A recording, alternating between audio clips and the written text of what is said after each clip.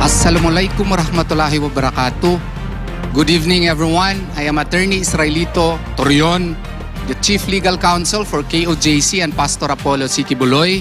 Nandito po kami ngayong gabi para po iresponde yung mga akusasyon ni Senator Trillanes, Antonio Trillanes, at ni former General Nicolas Torre. And we have prepared a statement so that everything can be cleared up. And I am here tonight, together with officers of the KOJC, to really belie all the accusations. And I am going to read now our official statement. Distinguished members of the media, fellow Filipinos and friends, throughout our nation's history, under every previous administration, the Kingdom of Jesus Christ has freely worshipped and served God without interference. Today, that sacred freedom is under siege. SMNI was indefinitely suspended. Pastor Apollo C. Quiboloy, our beloved founding president, falsely maligned and incarcerated. We survived the June 10, 2024 raid, our day of infamy, and the 16-day KOJC siege in August 2024. We chose silence. We healed. We sought no retaliation. Yet, injustice persists. We are mere whipping boys for political agendas. What is holy has been politicized. Our faith, weaponized. To Trillanes and Nicolas Torre, I extend this challenge in behalf of KOJC. Substantiate your claims that PRRD owns the KOJC chopper and plane. Present irrefutable ownership documents and legal proof here today. If you succeed, and they are yours, but if you fail, as we expect, you have to go to Davao City. Cleanse the airplane, including the hangar yourselves, but this time with your tongue.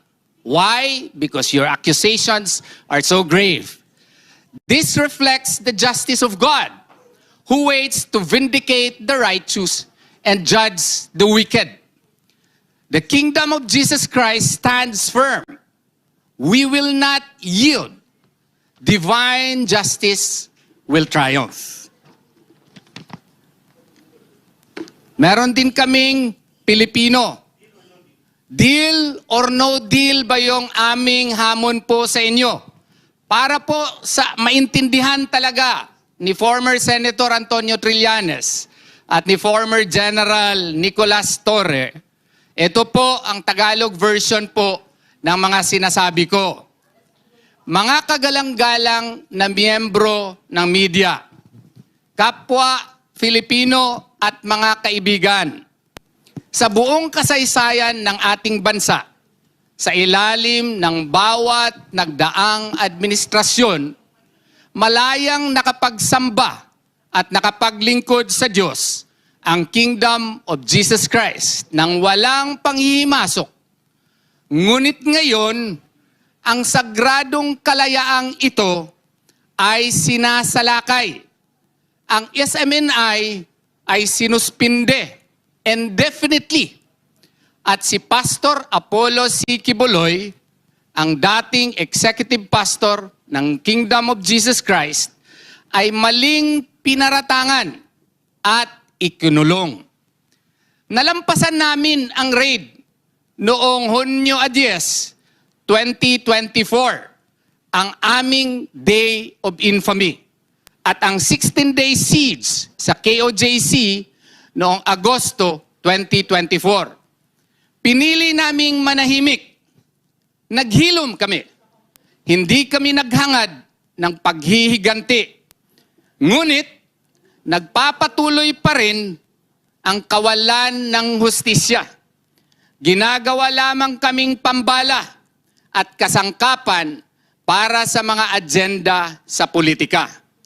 Ang banal ay ginagawang politikal at ang aming pananalampalataya ay ginawang sandata. kay Antonio Trillanes at Nicolas Torre, hinahamon ko kayo in behalf of KOJC. Narito ang kasunduan dito. Patunayan ninyo ang inyong mga paratang na pagmamay-ari ni PRRD ang KOJC assets katulad ng chopper at eroplano. Maglatag kayo ngayon din ng lehitimong dokumento ng pagmamay-ari at legal na ebidensya. Kapag napatunayan ninyo sa inyo na ang mga ito, ngunit kung mabibigo kayo, gaya ng aming inaasahan, magtungo kayo sa Davao City.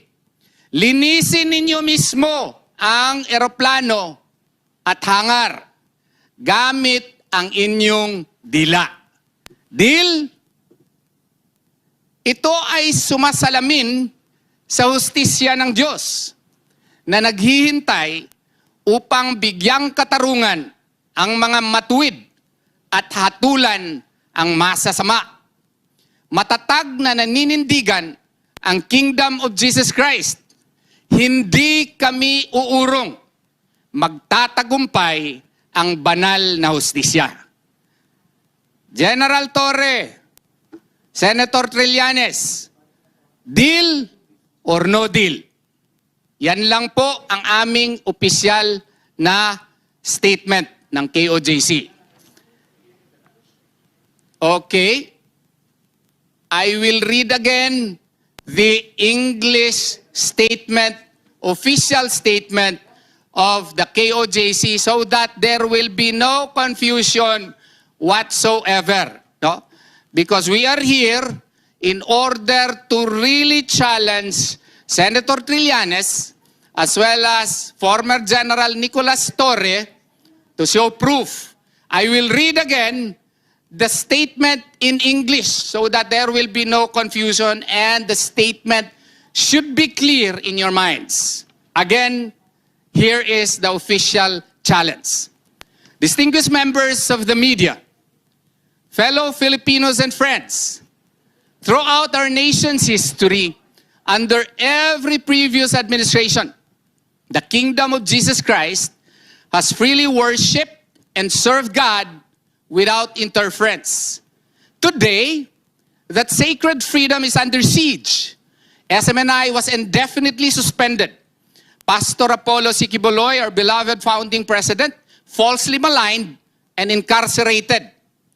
We survived the June 10, 2024 raid, our day of infamy, and the 16-day KOJC siege in August 2024. We chose silence. We healed. We sought no retaliation.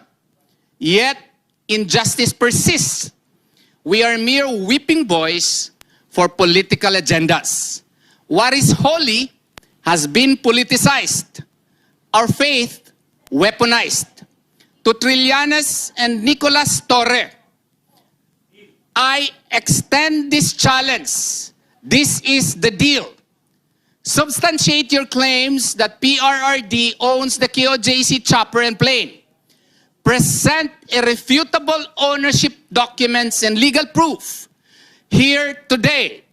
If you succeed, they are yours. But if you fail, as we expect, you have to go to Davao City. Cleanse the airplane hangar yourselves with your tongue. Deal? This reflects the justice of God, who waits to vindicate the righteous and judge the wicked. The kingdom of Jesus Christ stands firm. We will not yield. Divine justice will triumph. That is the official statement of KOJC in English. And why are we here again? Because in a media interview, ang sabi kasi ni Senator Trillanes, sabi niya, ang na-uncover namin yung mga private jet o helicopter na binibili ni Pastor Quiboloy, sa kanya yun, kay Duterte. Kasi, pag titingnan mo, mas madalas pa siyang gumamit kaysa sa true owner, kaysa kay Pastor Apollo Quiboloy. Kailan niya ito sinabi? April 27, 2026, sa interview niya kay Karen Davila sa Head Start. Now, bakit kami kailangang rumispondi dito? Kailangan naming rumispondi dito kasi napakabigat po ng kanyang akusasyon. He is practically accusing my client, yung aming minamahal na pastor, no, na siya po ay guilty ng violation ng AMLA law. And in conspiracy pa siya ni former President Rodrigo Roa Duterte. Alam mo, yung violation na yan under the AMLA law, may imprisonment yan, 4 to 7 years yan. Tsaka, meron pa niyang forfeiture of the assets. Not only that, the public officer who will be pronounced guilty will suffer either temporary or full disqualification to hold public office. Imagine that. That is a very grave accusation. So we are here because he is imputing a crime against KOJC as well as Pastor Apollo Sikibuloy. Pero kung susuriin natin yung kanyang akusasyon, kung ikaw ay estudyante ng lohika, ang tinatawag noon, non-sequitur. Kasi po, ang kanyang akusasyon daw, na-uncover daw niya, he would give you the impression that he underwent a very clear investigation into the matter ni hindi naman siya ngayon miyembro ng PNP. Pero sabi niya, na-uncover namin. Oh. Yung mga private jet or helicopter na binibili ni Kibuloy sa kanya yun kay Duterte, anong proof niya? Ang proof niya, ito, pag titingnan mo, mas madalas pa siyang gumamit kesa sa true owner. Prueba ba yun? That is not evidence under the law. Why? Kasi nga po, hindi nga yan picture, hindi yan video, hindi yan testimony na si Presidente Duterte talaga ang bumili. Yun ang ebidensya doon. Kung meron ba siyang resibo na si Presidente Duterte or yung KOJC ang bumili doon, yun ang ebidensya.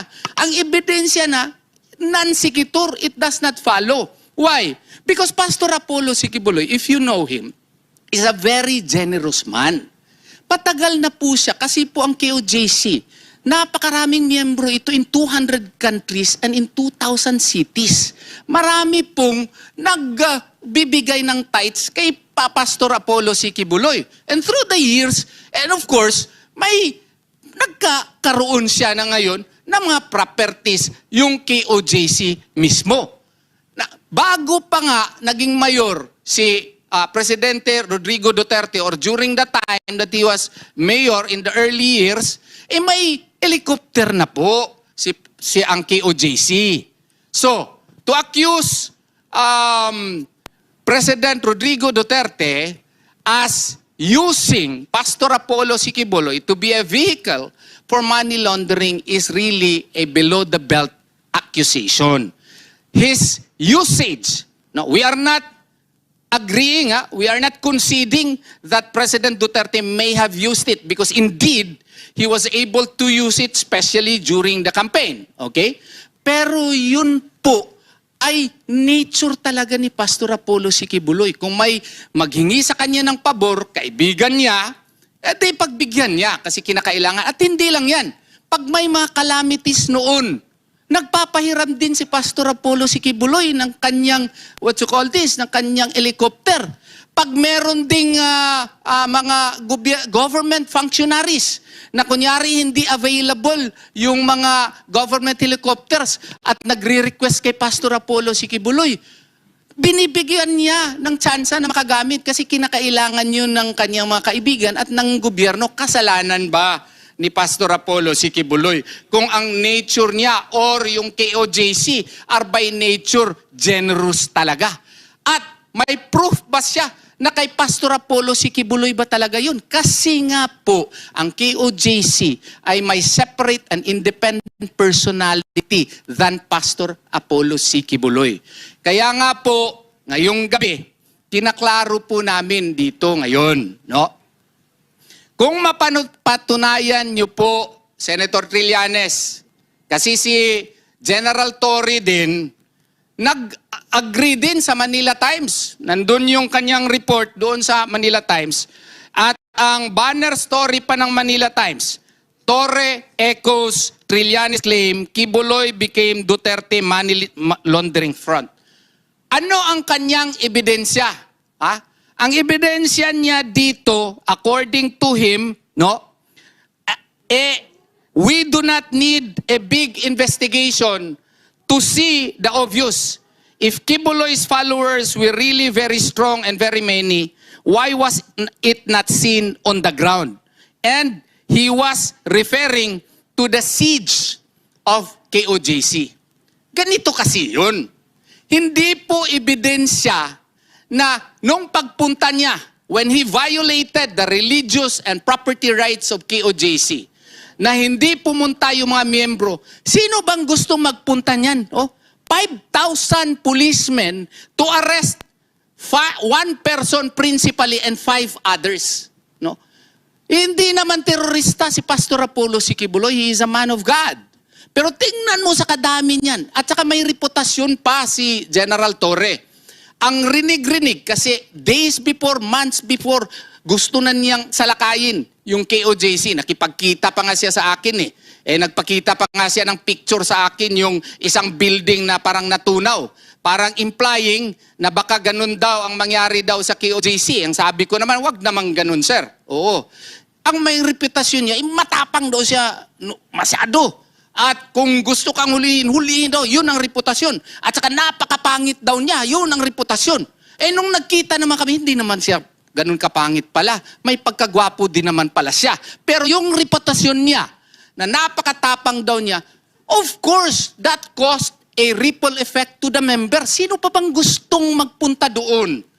Na yung kanilang leader, na respetado masyado, not only in the Philippines, but in the entire world, ay sinalakay niya nga, how much more yung mga miyembro na mga ordinaryong tao lamang.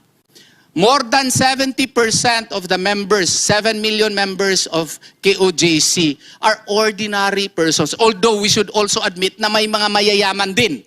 Oo, na mga negosyante rin. Oo. Kaya nga, huwag kayong magtaka kung yan ang ngayon pagmamayari ng KOJC. Kasi nga po, that is a product of hard work, that is a product, gift from the Lord Almighty, so huwag nyo dapat questionin yan. Kaya balik ako doon sa aming hamon. Sir, General, wala pong personalan ito. I have to be here in order for you to understand. Senator Trillanes, wala ding personalan po ito. You have to understand that you are accusing Pastor Apollo Sikibuloy of grave crimes with penalties of imprisonment, with forfeiture of assets, and with perpetual disqualification to hold public office, including former President Rodrigo Duterte. Inakusahan mo rin ang KOJC of committing a crime. And why did KOJC allow that to happen? These are grave crimes. Kaya nga po, ang amin namang sagot sa inyo, patunayan ninyo, simple lang. Prove it with clear evidence now. Present your evidence, clear evidence, linking President Rodrigo Duterte to the acquisition of the helicopter and airplane. Kasi if you can prove it, nandito po ang mga officer po ng KOJC. Okay. Nandito po ang aming, dito po sa aking left side, si Ma'am Neng Lisada. Officer po siya ng KOJC. Ma'am Neng, tanungin kita. Papayag ka ba, pipirma ka ba ng dokumento na ibigay mo kay Senator Trillanes at saka kay Nicolas Torre kung mapatunayan nila na kay Presidente Rodrigo Duterte yung mga eroplano at helicopter? Papayag ka? Deal or no deal? Go ahead. Deal. Walang atrasan. Ayun. Dito naman sa aking right side, klaruhin natin ito. Officer din, isang high officer, kilala ninyo palagi sa SMN na ito, si Ma'am Nori Cardona. Ma'am Nori, being an officer of the KOJC, would you sign a document transferring your precious assets such as the helicopter and the airplane to former Senator Antonio Trillanes and Mr. Nicolas Torre, Mr. na siya ngayon kasi hindi naman siya general, to Mr. Nicolas Torre, i-transfer nyo sa kanya pag napatunayan nila ngayon na kay PRRD daw yung mga assets na yon. Deal or no deal? Deal. So anytime na mapatunayan nila, pipirma kami. O yun.